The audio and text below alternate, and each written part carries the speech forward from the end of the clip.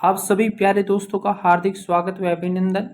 मैं आशा और उम्मीद कर रहा हूं कि आप सभी स्वस्थ होंगे, मस्त होंगे, निरंतर अपनी तैयारी के अंदर व्यस्त होंगे। आज हम राजस्थान का साहित्यिक विकास से संबंधित विगत परीक्षा में पूछे गए महत्वपूर्ण क्वेश्चनों पर डिस्कशन करेंगे।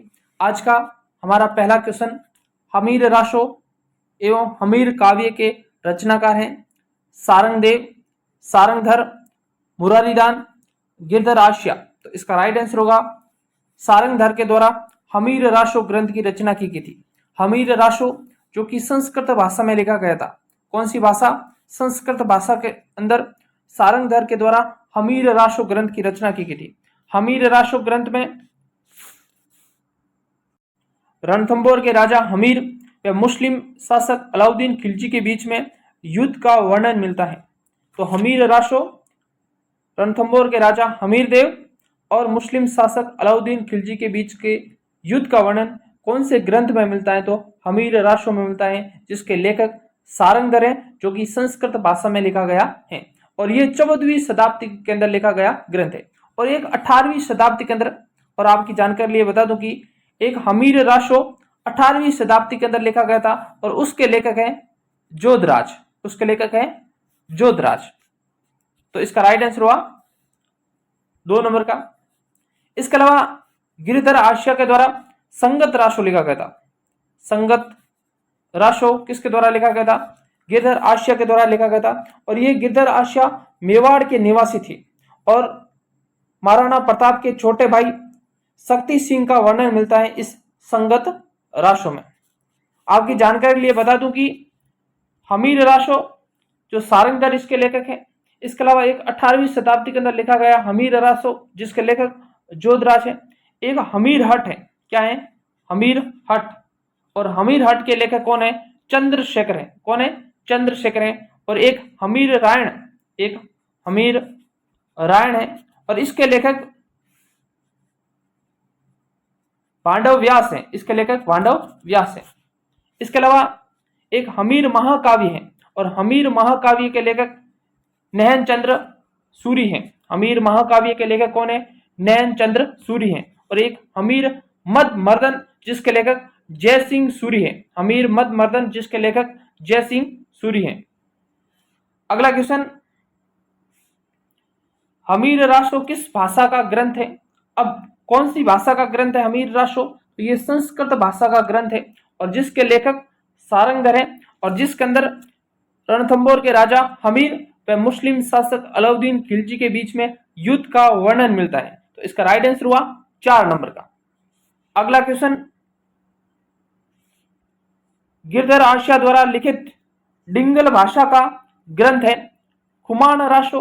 तो खुमान राशो किसके द्वारा लिखा गया था? तो खुमान राशो दलपत विजय के द्वारा लिखा गया था। खुमान राशो के रचनाकार कौन है? दलपत विजय है, जो कि पिंगल काव्य शैली में लिखा गया था, जिसमें मेवाड़ के गुइल वंशी राजाओं का वर्णन मिलता है, जो बप्पा रावल से लेकर मेवाड़ के राजा राज सिंह के बीच का इतिहास मिलता है। तो ये तो हुआ खुमान राशो। और हमीर राशो जो कि सारंगधर के द्वारा और जोधराज के द्वारा लिखा गया था। और संगत राशो लिखा गया था गिरधर आशिया के द्वारा, जो कि डिंगल भाषा में लिखा गया था। और इस संगत राशो में महाराणा प्रताप के छोटे भाई शक्ति सिंह का चरित्र का वर्णन मिलता है। किसमें? संगत राशो में, जिसके लेखक गिरधर आशिया माने जाते हैं। तो इसका राइट आंसर हुआ 4 नंबर का। अगला क्वेश्चन, संगत राशो के लेखक है जोधराज। तो जोधराज किसके हैं? हमीर राशो के, जो कौन सी शताब्दी में लिखा गया था? 18वीं सदी के अंदर लिखा गया था। नरपति नाले के द्वारा कौन सी रचना की गई थी? नरपति नाले के द्वारा बिसलदेव राशो की रचना की गई थी। बिसलदेव राशो के रचनाकार कौन है? नरपति नाले हैं। और जो कि सांबर के राजा बिसलदेव और उसकी रानी राजमती के बीच में प्रेम कथाओं पर आधारित ये ग्रंथ है। इसके अलावा दलपत विजय के द्वारा कौन सा ग्रंथ लिखा गया था? खुमान राशो दलपत विजय के द्वारा लिखा गया था। और संगत राशो किसके द्वारा? गिरधर आशिया के द्वारा लिखा गया था। तो इसका राइट आंसर हुआ 4 नंबर का। अगला क्वेश्चन, खुमान राशो के रचनाकार कौन थे? खुमान राशो कौन थे? दलपत विजय थे। दलपत विजय। इसका राइट आंसर होगा 2 नंबर का। अगला क्वेश्चन, मेवाड़ में गुहिल वंशीय राणाओं की वंशावली किस राशों में मिलती है? जसवंत राशो, हमीर राशो, विजयपाल राशो या खुमान राशो?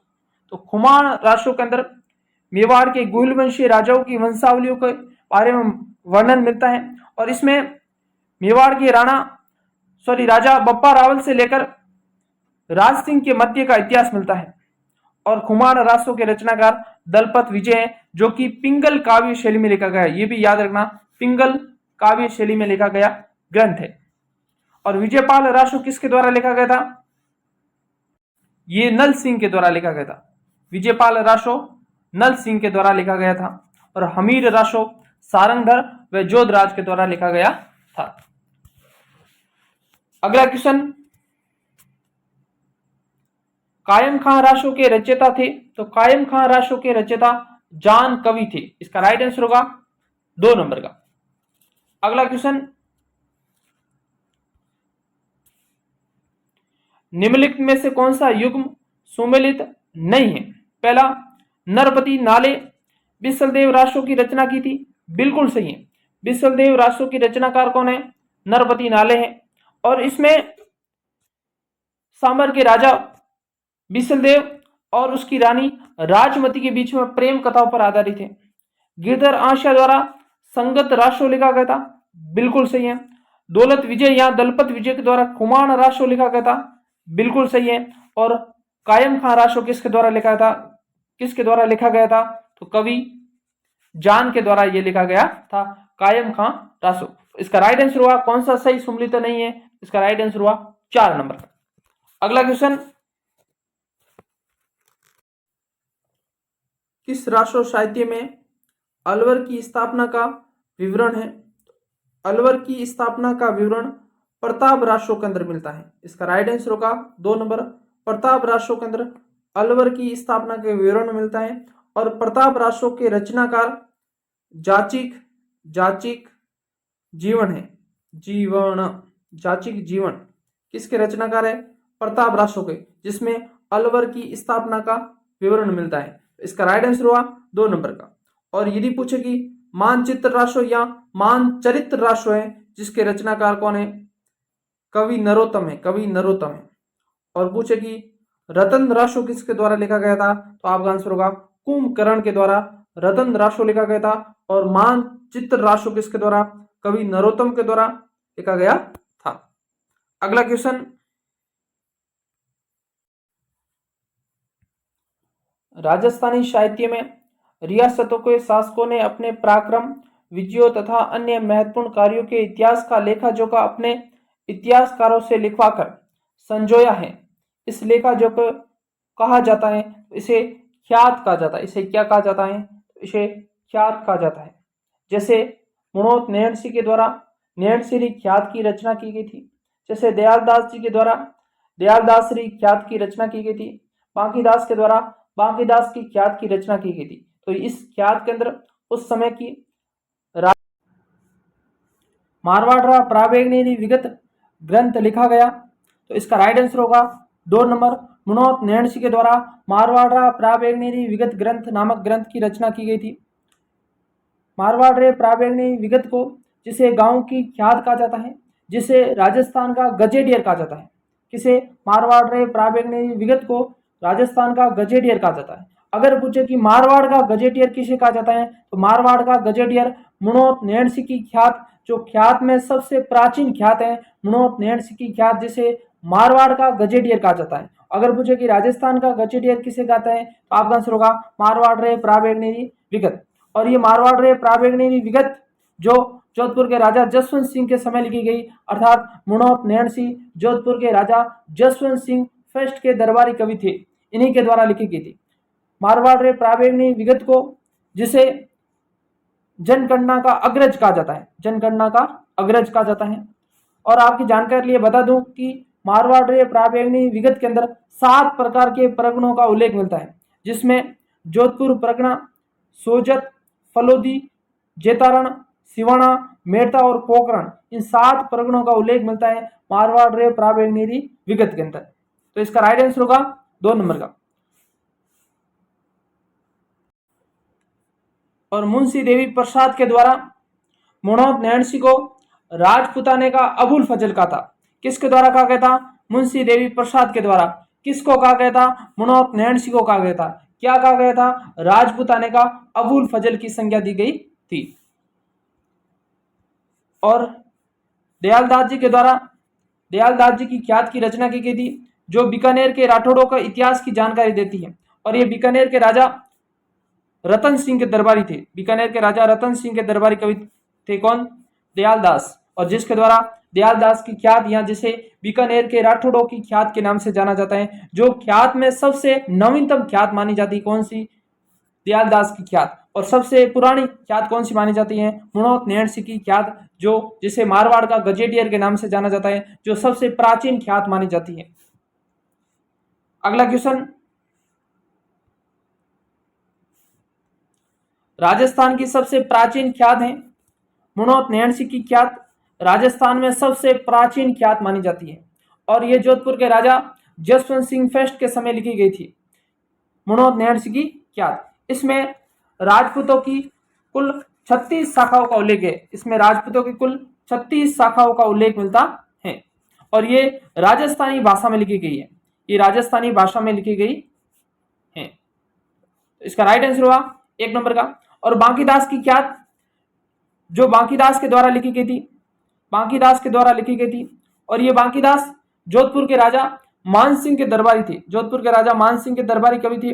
और बांकीदास की ख्यात के अंदर जयपुर की स्थापना तिथि और जोधपुर की स्थापना तिथि का उल्लेख कौन से ख्यात में मिलता है? तो आपका राइट आंसर होगा बांकीदास की ख्यात के अंदर जोधपुर की व जयपुर की स्थापना तिथि का उल्लेख मिलता है। बांकीदास की ख्यात, और बांकीदास की ख्यात के रचनाकार बांकीदास के द्वारा लिखी गई थी, और ये जोधपुर के राजा मान सिंह के दरबारी कवि थे।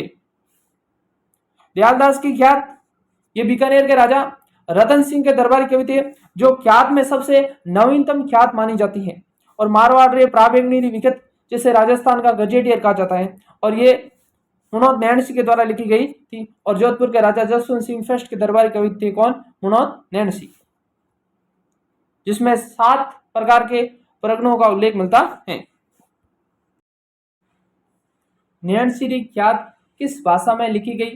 राजस्थानी, ढूंढाड़ी, संस्कृत या फारसी? तो इसका राइट आंसर होगा, जिसे मारवाड़ का गजेटियर के नाम से जाना जाता है, नैन सिंह की ख्यात, जो ख्यात में सबसे प्राचीन ख्यात मानी जाती है, जो कि राजस्थानी भाषा में लिखी गई थी, जो कि जोधपुर के राजा जसवंत सिंह फर्स्ट के दरबारी कवि मुनौत नैन सिंह के द्वारा नैन सिंह की ख्यात की रचना की गई थी। कौन सी भाषा में? राजस्थानी भाषा में इसकी रचना की गई थी। इसका राइट आंसर हुआ 1 नंबर का। अगला क्वेश्चन, मुंशी देवी प्रसाद ने किसको राजस्थान का अबुल फजल की संज्ञा दी? तो मुनौत नैन सिंह को मुंशी देवी प्रसाद के द्वारा राजस्थान का अबुल फजल की संज्ञा दी गई थी। और मुंशी देवी प्रसाद ये कहाँ के रहने वाले थे? तो ये जयपुर के रहने वाले थे। इन्हीं के द्वारा मुनौत नैन सिंह को राजस्थान का अबुल फजल की संज्ञा दी गई थी। तो इसका राइट आंसर होगा 1 नंबर का। और आपकी जानकारी लिए बता दूं कि सूर्यमल मिश्रण, जो कि बूंदी के राज्य के कवि थे, जो कि बूंदी के राजा राम सिंह के दरबारी कवि थे, सूर्यमल मिश्रण के द्वारा वंश भास्कर, वीर ससई, बलवंत विलास, राम रजाट और सतीराशो, संधमयुग जैसे आदि ग्रंथों की रचना सूर्यमल मिश्रण के द्वारा की गई थी।